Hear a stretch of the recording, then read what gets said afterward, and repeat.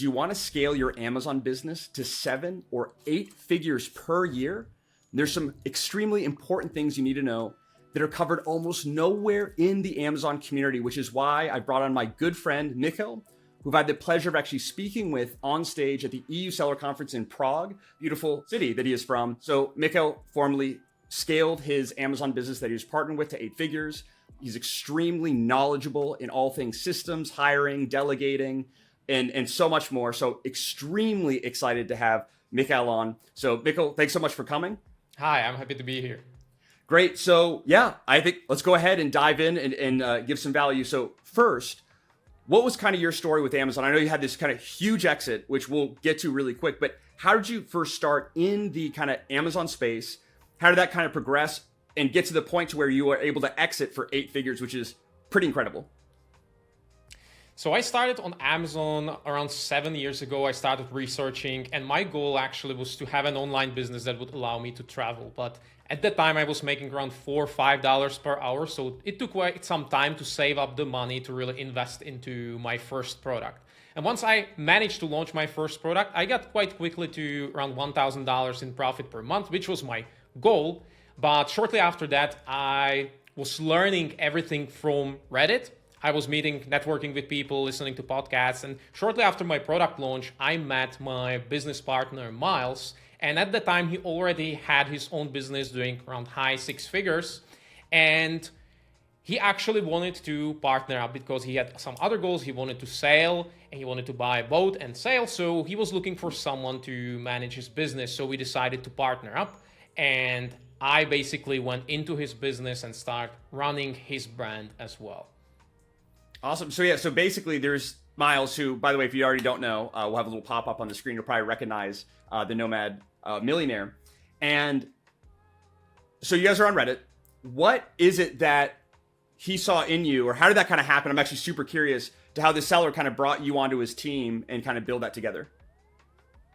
Yeah, so part of my strategy to learn about Amazon, since I didn't have any money to invest into coaches or courses or anything like that, I was just networking and sending messages to people who posted their results. And I noticed that Myles was one of them posting his results. And one day he actually shared a post that he's looking for like an apprentice, someone who could help him. And I remember to this day, I saved this message that I sent him a message that like, I'm not a good fit for this role. I just want to talk about Amazon. I've been selling for a few months. I have these results. And this is what I've been thinking. Can we hop on a call? And then we decided, okay, let's do a call. And he noticed that we are very similar, that our journey is very, very similar.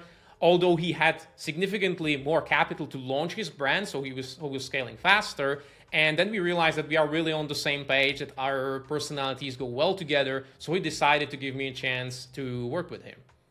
Oh, that's awesome. And obviously it paid off. So you exited for 8 figures. When did you kind of come on the team? And it was in 2021, correct? When you officially kind of sold that brand? Yes, in 2021 in Q4, yeah. And when was it that you kind of were first initially brought on the team? It was 2018, January 2018. As I said, the business was around high 6 figures. Myles at that time was running his business pretty much on his own. And the idea was that I will replace him, right? So the idea was that he would step away from the business and I would replace him. But it took around a year to get over those 7 figures. And then we basically realized that it cannot be just about me. Because at that time, I was basically doing everything end-to-end operations, trying to grow the business. And that's when we encountered the first issue that my time was getting really, really maxed out. Interesting. No, that totally makes sense. So basically 6 figures within a year or about that time frame, getting that up to the 7-figure level.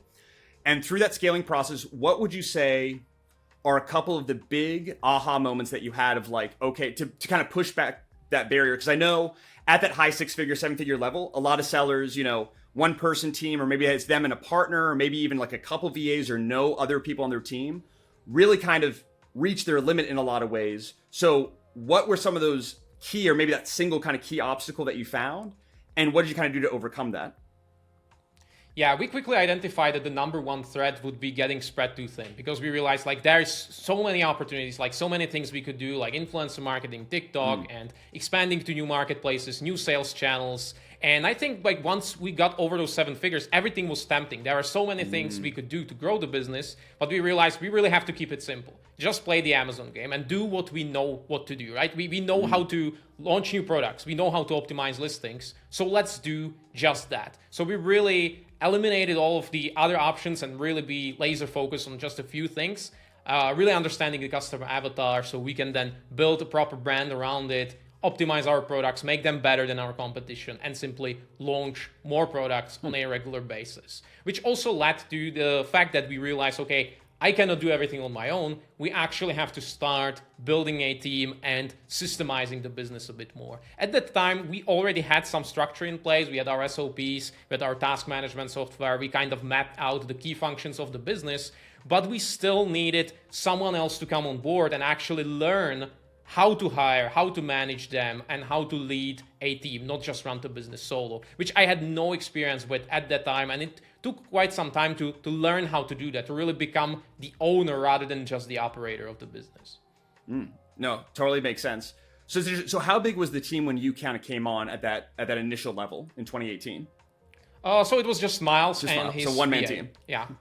So then it became a 2. And then, okay, so from there, you mentioned this. I know we kind of throw some terminology around things that we might both be familiar with, but you mentioned SOPs, that you already had SOPs in place. What is an SOP exactly? It's a standard operating procedure, basically documenting how you do a specific task in your business. Gotcha. So I'm a little bit familiar with this, and this is kind of one point that I want to make. We were talking about this before, but a life-changing book for me and Allie, as we were traveling through the mountains of Patagonia, looking out at seeing alpacas and llamas on the road, is we read the E-Myth, or the Entrepreneur Myth. Amazing book. And one of the keys in the book was basically what I realized, and what you're kind of touching on right now, is entrepreneurs kind of get to this level where they're doing everything, basically. Or them and like one other person or maybe 2 other people, but like they're doing everything, right? All of these mundane tasks, all the important tasks, everything. And realize like, oh my gosh, like how do I scale more? I can't. Like I only have so many hours in the day. There's only so many things I can cut from. And basically the gist of this book, which I highly recommend, I'll include a link as well in the description, is to create, like, once you have a profitable business, I mean, that's step 1, right? Of course. Once you have a profitable business and you have different systems that are working, is to kind of document those systems, right? Like, what is the step-by-step process? Like, you know, let's say influencer marketing is like a huge key of our business. That's like our biggest ad spend and marketing. It drives all of our sales. Like, okay, capture that process. And obviously, Michal, you can touch on this more. You're more of an expert than I am, but kind of document that all out. Obviously, when things change in that process, that the person who is performing it needs to kind of go and update that process as well. So it's living and kind of changing. So it's kind of like step 1 is like have a profitable business. Step 2, like create the processes for that. And then step 3 is sort of like slowly, you know, you start off in all the levels, right? Kind of if you envision like an org chart of like, you know, the kind of the owner at the top, managers, frontline workers, however that kind of looks.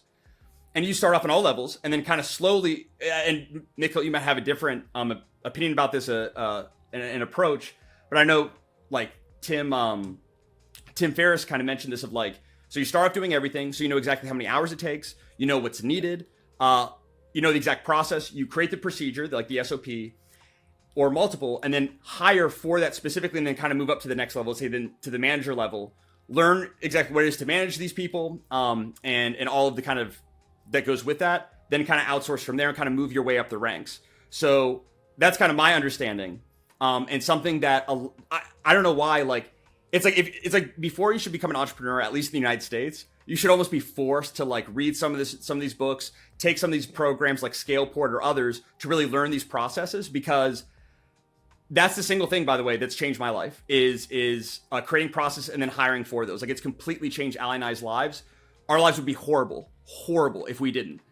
So Michal, am I kind of getting that right? Or what is kind of your, like, when you see, especially in the Amazon community, getting to a certain level, it's 1 or 2 guys or, you know, 2 partners, and they're kind of maxed out for time and they want to scale. What, in your view, is kind of a good next kind of step process of that? Yeah, so definitely I would say that the first step is a mindset shift, because I would say that most people are conditioned to focus and optimize for their productivity and not for the business output. So I would say the first step is to understand that the business is the machine and you should get detached from it. Maybe all of the input, your time and your work, it's coming all from you, but it doesn't matter. It's not about you, it's about the business, right? And the business needs the inputs, and the input doesn't have to come from you. And yeah, I understand it can be quite intimidating, especially if you are hiring for the first time, because most people I talk to, they are concerned about the cost. I'm going to pay this much money every month to this person. But they should really focus on the value. They can calculate their ROI on a product they are launching, but they should do the same with their time they are getting back, right? Because if you hire the labor, you are hiring them to free up some of your time. And if you understand how much time you are actually freeing up, you can then calculate based on your average hourly rate how much value you are getting back from that hire. So when you do that, you may realize, okay, I may be paying $600 per month to this person, but it is freeing up 50 hours every single month, which is worth that much more to me, right? So to understand just this simple equation, once you get detached from the business, and this is extremely helpful. So I usually say that the first step is to go through this mindset shift and really understanding that now you are the owner. Even though you are the only person running the business, that's fine, but you are still the owner and you have to look at the business as a machine.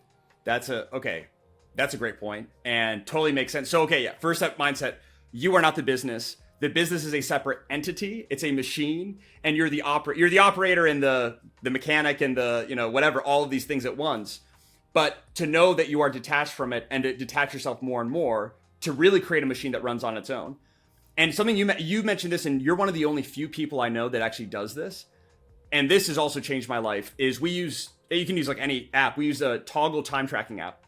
Ali and I, we track all of our time. And Michal, I don't know if you still do as well, or yeah. So this call right now is being tracked, like everything. Exactly. So and I'm getting to the point where I track like my full 24 hours, like from waking up, sleep, chores, kind of pleasure activities, like if I play a video game or if I go out running or whatever. But at the very least, we track all of the hours that we're working and exactly kind of what, profit center or what areas we're working in, so we can really dissect. That alone has changed my life. And I think that'll change everyone's life that's watching this right now. If you're not already tracking your time, I don't know, Michal, if you agree with this, but you should be doing it. Why? Because number one, something that I notice is I see that a lot of entrepreneurs are way overestimating their time. I'm working 18 hours a day. Exactly. Yep. Actually, you're not. You're working 7. No, I'm what? You'll be shocked. Not always. That's an example, and sometimes that's the case. Or you're working way more than you think. But it's kind of like, number one, like how many hours are you actually working? Number two, how much profit are you bringing in? You have those two, numerator, denominator. Then you kind of know on a base level, dollar per hour, right? So let's say it's like $70 an hour. You calculate that you're making total profit over the past 12 months, total hours worked over the past 12 months or 6 months or whatever. You have your dollar per hour. So I realized, once we got to that, I forget what point it was. Let's say it was like $40 an hour or something that Ali and I realized that we were, that our time was worth. We realized we're like, oh my gosh, why are we making meals? I hate cooking and making meals. I don't enjoy it. I know some people do. And it's good. It's healthy. Like, I have nothing against it, but I really don't enjoy it. And I realized it was taking me like an hour or 2 hours fully to prepare meals and all of this. And I'm like, why don't I just start ordering in? And the reason I did that is because I'm like, I can order in, and the cost of ordering, total cost. And there's still some time associated with that, which I still track. I track my time to like think about the order, place the order, to go down and meet the delivery guy, all of that. I track all those few minutes. But if I make, let's say $40 an hour, $70 an hour, 100, whatever, and I can outsource for less, why wouldn't I? That was kind of like, for me, that was my personal mindset. And that was in personal things, because some of that time I might be taking for pleasure activities, but I'm taking a lot of that time and reinvesting that into the business. And it's crazy. Like, I know as you start outsourcing and everything, like, number one, just having that free time. I think for most entrepreneurs, what ends up happening, at least for all that we see, is we like kind of reinvest that time back into the business. That kind of clarity, like the type of things that you see kind of like as a CEO or as an owner, like this high level view, you're like, oh my gosh, like, why aren't we doing this? Or like, wait, like, we do use graphic design for our YouTube videos. We use graphic design for our A+ content, enhanced brand content, for our Etsy digital downloads.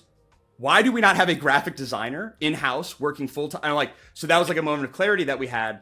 So yeah, I know I kind of like took it a little bit further, but that's something like exactly what you mentioned about number one, detaching yourself, and then number two, realizing how valuable your time is. I mean, you can put like a dollar amount to your time, but there's a great quote from a book I recently read called How to Get Rich is the name of the book, which is a terrible name, but the book is phenomenal. Great book. It was created by the founder of Maxim magazine on his deathbed. Like he died like shortly after he wrote it. And it was this whole kind of life story relating to money.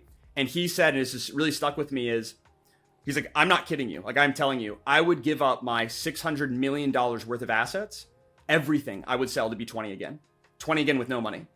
And I think the whole point of this, right, when we have a business, when we start scaling, we kind of lose sight sometimes. But for me, I always come back in and I'm reminded like my time now and in the future is so precious, like so precious. It's even more valuable than this time. So it's like, so for me, that's kind of the mindset that I personally had. I know I'm not like trying to put words in your mouth at all, but that Ali and I had of like, our time's even more valuable than that. So like we have no problem, whether that's freeing up time for more personal activities or of course for business.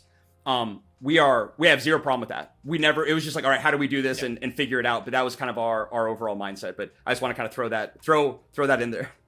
Yeah, I definitely agree, because this is how you create leverage in the business. This is how your time actually becomes more valuable if you like remove yourself from the low level activities and focus on those that are high level, that actually grow the business, right? That actually can grow the revenue of your business.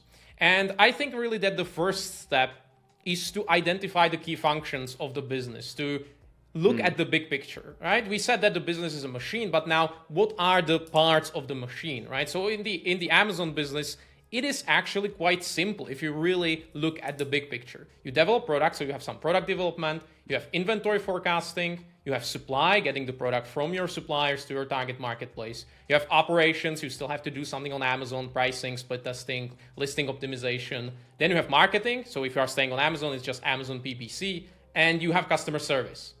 And that's pretty much it if you are really looking at the big picture. And if you then use this to track and analyze your time to figure out where are you spending most of your time, if you are running your business solo and you are like high six figures, maybe 7-figure seller, you will realize that most of your time is probably going to those areas that cannot really grow your business, that are just maintaining the business, which will be supply, inventory management, customer service, and all of that stuff. And I realized exactly this when I looked at my time allocation. Like we basically like our growth slowed down, and I was like, what's going on? I looked at our time allocation and I said, okay, I'm spending like 10% of my time on growth activities. No wonder we are not growing. So let's figure out where I'm spending the most of my time, which at the time was around 50% of my time going into supply and inventory management, and figure out how to get and build the leverage in this particular area of the business. So the first step was to systemize that area a bit more, basically create the procedures, optimize our overall process. So it was as streamlined as possible, which saved me some time, but it also allowed me to really define who is the person who is going to be in charge of this process instead of me. And once we had that, it was fairly easy to determine what they have to do, because we know exactly, okay, they need to know how to work with Excel, we have this spreadsheet, they need to work with Asana, they need to do all of these things. So let me find that person. And once I found that person, we hired, onboarded that person, I then looked at my time allocation again. Did it actually help? Did I save the time? How much time am I spending in supply? Before it was 50% of my time, let's say 80 hours, 60 hours every month, for example. And now, is it less? Did it actually help? Because if you are not tracking your time, you may hire someone, but you just don't know whether it helped, right? Maybe you are not working in supply, but you are still like micromanaging them, and you realize you spent way more time than before, which I think is the case for most people, right? Because they are like, okay, let me just hire, I need just someone to help me. So they hire like a low-level VA, and then they spend so much time like worrying and teaching them and micromanaging them that they realize they haven't saved any time, and they did not save any of their mental capacity, because it's not just about the time, it's about the mental capacity, your ability to think about stuff. And if you are like walking outside, taking a shower, and you are thinking about this shipment that is very important, and you need to like remind your VA that they should pay extra attention to it, like you did not save any mental capacity at all. So yeah. That is an amazing point, and we're going through that exactly right now as we're kind of growing our team. All of our team, though, is really amazing, but yeah, we've encountered those issues in the past, and something you mentioned that was actually really, really interesting. I've heard this in one of your other videos on your channel, which, by the way, if you haven't checked out already, Michal has an amazing YouTube channel with a lot, like kind of diving into a lot of these topics that we're kind of covering. But this is a really great, amazing overview. So far, I appreciate all the value you've given. So one thing you kind of mentioned, which totally makes sense, right, is like, kind of having that mindset shift, kind of looking at your business at a big picture and really like breaking down into those big categories, which I agree, like with Amazon FBA, it's pretty, you could even find PDFs and stuff online of like, that'll help you kind of like, okay, yeah, like from research and development through like launch and scaling and all of that. So kind of listing out those major categories. But also, I think you were alluding to this or kind of mentioned this, to also dissect them in terms of growth versus maintaining. Then in all of those activities that happen, like kind of classifying or tagging, like, is this a growth or a maintenance opportunity? And is that kind of, because I know you kind of mentioned that about growth, is that kind of one of the criteria that you use to slice and dice data is maintain versus grow? Exactly, yeah. So in our business, as I said, we really try to keep it simple. So the main way to grow our business was to launch new products. So the only way, essentially, in our case, was product development. So my time, what I actually tried to do, my objective was to get all of my time back from all of these different areas so I can focus on the actual product development and branding, right? Working with the supplier, understanding the customer avatar, and really creating amazing products. So I really tried to free up all of my time from all of the other areas, as I said, from supply, from customer service and PPC optimization. So just I can spend ideally most of my time creating the products, because I realized that's where I want to have the expertise. That's the high leverage activity that I want to focus on. So that's what I'll do. I hire someone to manage our supply, inventory management. I hire someone to manage the Amazon side, the product launch, the PPC optimization. So I can then really focus as much as possible and learn, because it's really, if you do it over and over again and the only thing you do is to develop and launch products, you will get really good at it. And that was my goal. I really wanted to have that expertise. That makes a lot of sense. So that was kind of interesting. And correct me if I'm wrong in saying that you kind of laid out those categories, maintain versus growth, and kind of saw those opportunities, especially for growth, the biggest growth drivers. And did you kind of think, all right, let me inhabit that position, because obviously you're sharp and you know that you can, you know your own capabilities. So kind of like, instead of fully detaching from the business, it seemed like you were detaching from most of the activities in the business, but there was one that you particularly want to make sure that you were in charge of. Am I kind of understanding that correctly?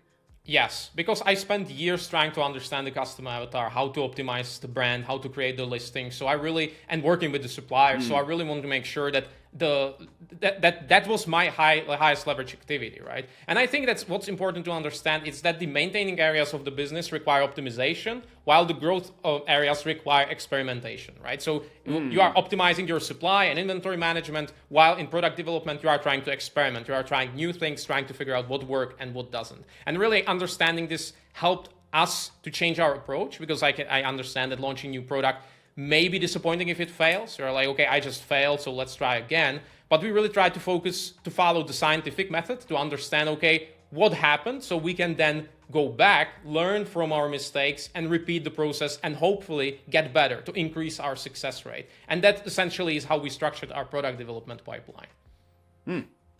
Totally makes sense. Very, very interesting. And I think a lot of sellers obviously would resonate with that and may not view kind of product research, development, all of that in that way. So that's actually really interesting to me. And you kind of mentioned this as well on the Amazon advertising side. This is a more kind of personal question and kind of random, but did you get someone internally, or let me ask this then.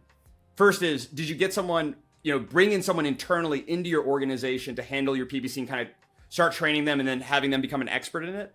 Or just kind of go outside? And then the part two to that is kind of like, how do you go about determining whether to, because I know there's, A+ content, copywriting, Amazon PPC agencies. Like, there's all these different agencies you could also go and hire. It's almost like the easier move is just to do, just kind of hire one of those like all-in-one, Amazon FBA services where they kind of just do a okay job of managing everything for you. What is your kind of, if you have a process, what does your kind of process generally look like when determining bring inside or utilize an agency? Yeah, so I would say that's like trying to figure out the difference between delegation and outsourcing, right? So if we are delegating, we are doing that internally, and outsourcing, basically outsourcing the process externally to someone else. So the main difference, if we are delegating, we have our own process, we have to develop the process, we have to optimize it, we have to hire someone, we have to onboard them, train them.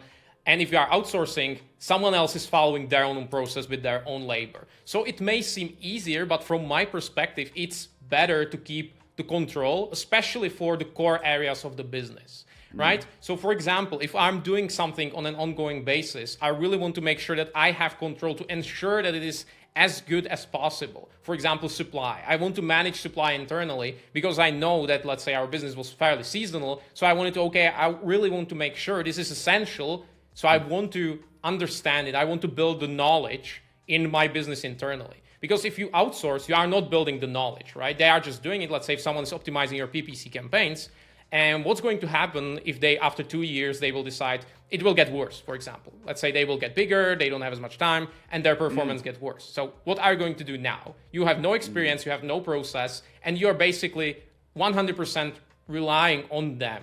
I'm not saying it's always bad. You can definitely find good partners. But overall, our strategy, as I said, was to keep it simple and keep as much control as possible. So we outsourced stuff like taking photos. We had a photographer, a graphic designer. We didn't need to have like a process or a studio to take photos. That's all that we outsourced. But all of the core processes, the key functions, as I said before, we try to keep it internally and have our own process.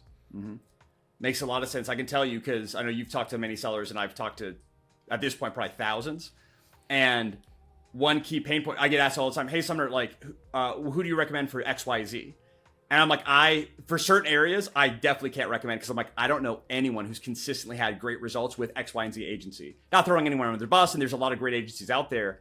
But that's a big pain point that a lot of sellers, because they're like, I think they get to that point of like, I'm spending so much time in my business, like, and I know I need to, start delegating / outsourcing, and the easy move is, oh, I'll just go with the person I saw on YouTube, or I'll go with the person that I heard listen to this podcast. They seem knowledgeable, but yet that person isn't managing your Amazon PPC. They're not writing your copy. It's someone they hired that you could hire, but they hired them and taught their own process.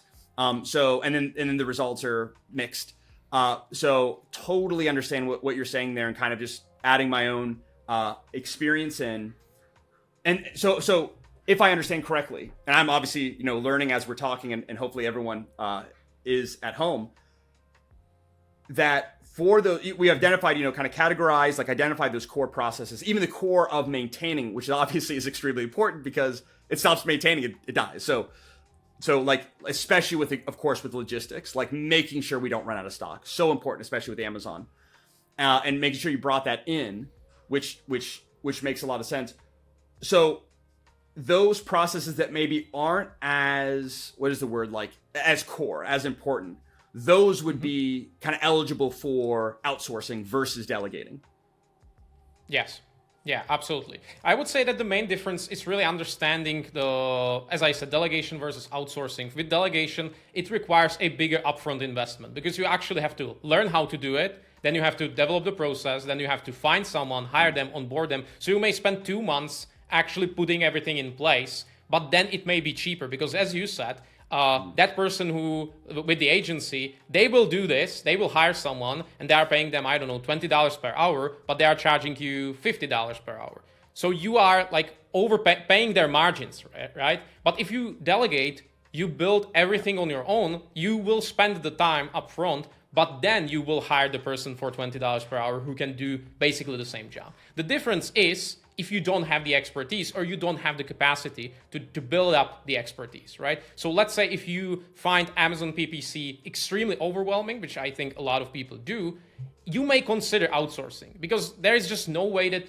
maybe you just can't do it. You just can't develop the expertise. You don't have time. You are focused on product development and other things. So you may decide to outsource. But otherwise, if you already are doing it, that means that you are happy with the results. You probably have the expertise. So you just step back, take some time to build up the process and fire someone who can follow that and replace you. Yep. No, makes perfect sense. And I think that's what I find kind of your one theme or one thread that I see in a lot of your advice and expertise revolves around math first at a micro level, then at a macro and then micro level. Like, kind of looking at dollars coming in, time, quantifying the categories and then the subcategories within those, instead of just kind of, I think a lot of us, we all are emotionally driven. We're emotional creatures. But and I know this from experience, even outside of Amazon, just in almost everything, looking, the Fibonacci spiral, 80-20 rule, so many incredible things that kind of math helps see some very interesting things in the universe. But just applying an overall mindset of mathematics, which when I was in high school, I thought I was terrible at math, just because honestly, I had poor teachers. A couple teachers didn't even like me because I was like a jock and whatever. And I understand I wasn't always the best guy, but when I got to college in calculus, I had two great professors. That's the only reason that it was where I scored the highest in any of my test results was calculus. It was my favorite class. I did well, but it was only because of my professors. And it was from that moment on, it's still been developing of kind of applying math to everything in life. And it has been life-changing. And that's kind of one thing I noticed in the things that you're saying is it's kind of having this mathematical and rational approach to your business, where a lot of time it's like emotional, like, oh, I'm so busy. Oh, what do I do? And then when we're emotional, we can't make clear decisions, but kind of taking it like literally quantifying a lot of this. And I think that brings unbelievable, obviously it brings actual structure, but it'll bring structure to your emotions and to your mind. Like it gave Ali and I a lot of relief and like having these processes like, okay, like we're getting somewhere. And now we can even score like, okay, we're doing well. We're moving in this direction. Yep. Otherwise, it's just like, oh, we hired this person. And I see that a lot. Like we hired this person. They didn't do well. So I found someone else. No, then this fire's burning. So we need to put that out. Then there's this new fire and running around. It's like what basically the things that you're talking about. There was another guy. He opened up. His name's Stephen Black. I don't know if you follow him or know him. He's kind of in the Amazon space. He talks a lot about Shopify, content creation. He talked about how without kind of proper systems in place, especially on the accounting end, like he started this was it ballroom dance company in Tennessee, I believe, and was doing really well in revenue, but was basically unprofitable. He was working his butt off for it and doing well. He got to the point of like he was going to kill himself because he was so messed up and had, like not seeing profit, putting so much effort, and implemented some systems, and that really turned him around. So it's like. It's so funny that basically what I'm saying is what I notice that you're talking about, it's kind of like, oh, that's helpful or that's whatever. I'm like, this is life-changing stuff. And that's what really is unfortunate that it's not covered so much in the community, even in the entrepreneurial community as a whole. It's like, it's there and you're in the community, like, all the experts there, but for most of us, we're like not seeing it. So it's really refreshing to kind of bring in. And it's like the stuff that you're covering is like, yeah, I'm taking a bunch of notes. This is really fantastic stuff. So, okay.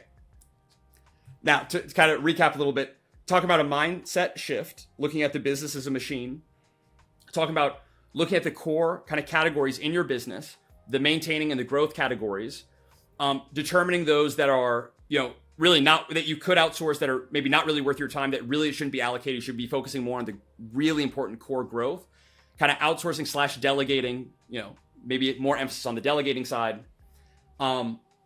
And all of that. So with that kind of especially the hiring side, which I think we're going to actually we might do an in-depth video with you about, because I know that's a big topic. A couple things. One, is there any place in particular that you like to hire from for your specific kind of maybe e-commerce / Amazon brand? Or how do you go about finding, like, let's say, we identified we're spending a ton of time on maintaining inventory and communicating with suppliers. We needed to delegate. How do you approach finding someone for that? Like, what does that look like? Where do we go? Like, what does that look like? Mm-hmm. Yeah, so we start our hiring process by creating a hiring funnel. So basically the whole idea is that we create a funnel where we try to get as many candidates in as possible, filter them out quickly, and hopefully find the right one at the end. So to give you an example, we can have 100, 150 candidates. We will filter that out. At the top, we are filtering quite automatically, but at the bottom, we are doing the interviews. We can then cover the hiring funnel in a bit more detail. But the idea for us always was to get as many candidates as possible from various platforms. I can recommend some of the platforms we used to get good results, which was Upwork. We found our supply manager there. We used FreeUp, Online Jobs, and also what people forget about is their own network. Right? You can go on LinkedIn and actually look for people and make a few posts that you are looking for that particular person. Or you can say that you are looking for someone if they can recommend. And you would be surprised how quickly you can actually get to a large number of people. Wow, that is a great point that personally we've never done. So exactly, onlinejobs.ph, Philippine-specific VAs we have used, FreeUp, Upwork, even Fiverr for certain tasks. We use someone on Fiverr, and then now we kind of work with her on a lot of lifestyle videography. But yeah, those are all sorts of, that's a great tip of even reach out to your personal network. I know us like kind of being micro influencers in the Amazon and e-commerce space. Like I see posts every once in a while. Like there's a friend of mine who's like, oh hey, we have this awesome VA, but they're we're selling our business. We don't have a need for them anymore. But if anyone needs X, Y, and Z kind of team member, let me know and we can set up that introduction. So that's actually a great tip. I didn't even realize. And yeah, we'll in our upcoming video, which we'll be linking in the description, I'm going to go with Michal and go really deep on the topic of hiring, go through that whole funnel. So we won't cover as much here, but you'll have that full video. We'll be linking that in the description as well. But that's really good tip. So you bring them on, I know there's the whole process, oh, and you mentioned this too, a quick filter. Is this one hack that you use? Because this is something that we do is like when we send out, our job posting, we mentioned the job posting. Well, number one thing we do, depending on the platform, we keep like really detailed about like the tasks, but ambiguous about how to follow up. Cause we found that there's like the go-getters, like here's my portfolio, here's my resume, here's recommendations. Like they go out of their way where other people are like, hey, do you want my resume? Do you want my whatever? I'm like, I want someone that catches stuff that I don't. Not that that's a good idea necessarily. I don't know. Just something that we did. But another thing that we did, I wonder if you do this, is respond with code word watermelon or water buffalo. Yeah, we did that as well. Yeah. So like, because you mentioned the quick filter, that's something we do to where, and obviously I did not come up with this, of course. It was some podcast I was listening to. I'm like, oh, that's brilliant. Yeah. So it's like code word blueberry in your response. So automatically, everyone that doesn't have code word blueberry, you guys are out. Because if you miss that, like I need someone that catches the things that I miss. Like that's so key. It's one of the key like tenets. So like exactly, yeah. And it's so cool. I've noticed like in that hiring process, like, and we're still in charge. Like Ali and I are in kind of management position. We'll figure out a way to kind of, and maybe actually we could use your help later on to really help with that. But we're in manager mode, kind of managing VAs, and it's going well. Like it's an improvement from where we were, and we want to kind of move up to the next level and bring on like team leaders. But with the hiring process, us being in charge of it, we've noticed like it is so clear sometimes good candidates just pop off. Like it is so, sometimes not as obvious, but sometimes it's like, oh wow, like just these gems just kind of like pop up through this whole mass. But yeah, that's one of the little kind of quick hacks that we have. But yeah, we'll go in more depth about that. One, and I know we've covered a lot already. One question I had for you as well. You mentioned this in, I think, one of your videos. Talk about a company wiki. What is that exactly? Why is that important? Yeah, so a company wiki is basically a database that would allow us an easy access to information, whether those are procedures, SOPs, or the information about our business, right? So let's say supplier contact information or our photographer. So let's say when you bring on board your brand manager and they want to send a product for photos, they don't have to ask you, they can simply use the company wiki to find that information there. We initially started using Google Docs, but then we transitioned to Notion, which I can highly recommend because Notion is really great for databases and it's very easy to use. So definitely having some place where you can also use a search function. So let's say if in my Notion I would write down PPC management, PPC optimization, it would show me all the procedures, all of my like brainstorming notes I had, and it can really allow you to have all of this in one place. Plus, you can give, of course, you can give access to your team so they can find everything right there. And I also like to create basically like a master access sheet where I link all of our tools, everything in one sheet. So you can always open the sheet. And if you need to go like to, let's say, our yearly plan, you click here. You want to go our profit dashboard, you click here. So you have like one place when you put all of the links. It really saves just a few minutes every day. But let's say if it saves you 10, 15 minutes every day, it will really add up. And that's how we really try to structure everything in our business, keeping these minutes in mind as well.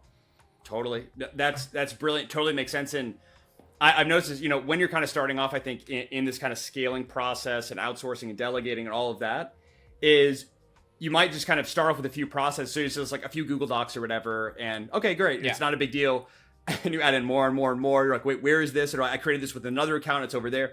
So things get really messy. So it's the same thing with kind of like setting up your business. Like, you know, if you have multiple brands, let's say, and you have different LLCs and bank accounts, like we realized this, you know, later on, I think every entrepreneur's journey is a little bit like this. Maybe some people like you are a little bit more efficient with this, but just kind of having it like, it's just kind of a mess to start. You're figuring everything out and like doing things. So it's like the credit cards are mixed. You know, the accounts are mixed. Like you're using my personal email for these two brands. No, they should have their own dedicated email and all that. Like even more basic than that. But that's like, I know, and I can attest to this, the importance of from day one, being as organized as possible, because it may not seem important at the beginning, but it's like, it's just getting into that habit and doing that, or even tracking your time, everything starting small and just building from that. Like it'll save, in our experience, it saved a lot of personal headache for us. And that's, so I know you use Notion. I don't use Notion yet. Allie uses it heavily, my wife, for those who don't know. But she uses it heavily. She loves it. Maybe we need to collaborate with you guys, but to figure out, to get our wiki in there. Because right now, we use Google Sheets and Google Docs. And we use the Google Sheet to link to the docs for now, which I know is not like the best. And also we need to work on getting our backups and everything. But yeah, we might have another conversation about that, setting up Notion for that, because that'd be really helpful to us. But this has been super helpful, even for me, and I hope for everyone this has been really helpful. Michal, I know we've covered a lot. Is there anything else that you've talked to a lot of, you know, sellers, high six figures, 7, in this whole scaling process? Is there anything that we haven't covered yet that you see as a big pain point, or like you could just wish you could just like speak out to all of them and be like, guys, please do this. It's going to help you so much. I would say that the biggest lesson I've learned is that once you actually hire someone who is good, you will definitely wish you hired them sooner. Like that was always the case. We hired someone, we were like, okay, if we decided to hire this person a year ago, we could have been somewhere else. And that's probably the common theme I see over and over again. And regarding like the systemizing the business, I would really say it is intimidating. I understand. I recommend reading some of the books, as you recommend EMIT. I read it like 6 times, where we are trying to really restructure the business and go through this transformation. But when you go through the transformation, really, you don't have to structure everything. Start with one thing. Start with that one process. Let's say with the supply, you already have the process in mind. Just write that down. Choose the right tool, let's say Asana, ClickUp, whatever you want to use. Write that down, write those steps. Because once you get it out of your head on paper, it definitely frees up your mental capacity. Set up those reminders, right? Reminder every week to optimize your PPC campaigns, to do inventory forecasting. So you don't have just all of these like papers and notes and reminders, like put it into one place, because that will make a huge difference. Yeah, I think that's fantastic. And I can attest to that 1,000%. All our team members now, they're amazing. But yeah, I wish we hired all of them sooner, especially our first kind of general virtual assistant that we ever hired. We're like, man, why didn't we do this sooner? Or actually our graphic designer as well. We're like, why didn't we do this sooner? I was like, oh my gosh, for our kind of specific business. But no, this is fantastic. This is already a lot. I hope everyone's found this valuable. And Michal, I know you have an amazing YouTube channel, and I actually mean that. We're both big fans of Alex Hormozi. Something that Alex Hormozi says is he's all about value. So give out value before people raise their hand and then ask for more help. I'm very much in that mindset. I know, Michal, you are as well, and have some really great content, which we'll be linking in the description. But you also have recently created Scaleport, which is extremely interesting and I think very, very unique in this space. And I'd love if you could just kind of mention for a minute to sellers, what exactly is Scaleport and kind of your goal with that, because I think that would be really valuable. And that's kind of how we can kind of end. Yes, so I recently launched my company called Scaleport, and we help Amazon sellers to systemize their businesses and build efficient teams. And the idea is that we guide them through this transformation, and we help them recreate the structure we had in our own business. So including the company wiki, the task management, all of the instructions, all of the tools, the team structure, all of the hiring funnels. We included everything, and we basically guide sellers through that transformation around 3 months to really basically go from nothing to go into a proper structure. So We cover, first of all, the mindset, as I said, because I really think that's the foundation. Then we focus on systems, how it works, giving them the frameworks, because we don't just want to like give just a bunch of templates. We actually are helping them to learn how to do it so they can then adapt and evolve as they go. Then we talk about team. We show them how to hire. We give them the hiring funnels. We show them the optimal team structure for their Amazon business. And lastly, we cover strategy, because as we talked about that the threat number one for most sellers is really getting spread too thin. So we have a strategy section when we talk about planning, opportunity analysis, and basically really understanding how to choose the right path to scale their business. So this is the transformation that took us in our business over a year, and I now help sellers to go through that within 3 months. Amazing. That sounds great. Yeah, Ali and I are considering joining. We're very, very compelled to do so. And I can say, I know a couple other sellers that are in the program that have gotten a ton of value from it. So all of Michal's information, or Michael for my American viewers, if that's easier, we'll be including all of his YouTube channel, LinkedIn, Scaleport, all of that will be in the description section of this video. But yeah, man, this has been really great conversation. Really, Michal, you're one of my favorite people in the space, and I mean that. And that's why I was really excited to have you on as one of our few people. Because everyone that follows, we don't bring many people on this channel. There's very few people that are special enough to come on here, and Michal is one of them. So thank you so much for coming on. And yeah, definitely look forward to the next one. Thank you. It was an honor to be here.